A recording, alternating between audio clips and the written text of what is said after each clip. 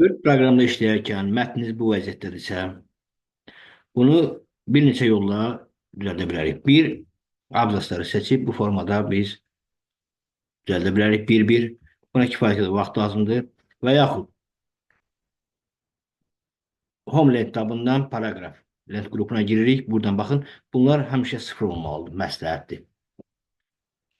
Seçirik, Ctrl-A veririk, bütün səhifəni seçirik.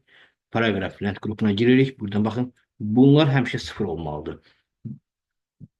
Və bu hissədə abzasları sağa sürüşdürmək üçündür. Bu isə abzas arasında yuxarı-aşağı məsafələrdir. Bunlar həmişə sıfır olur. Sətirlər arasında məsafəni buradan təyin edirik.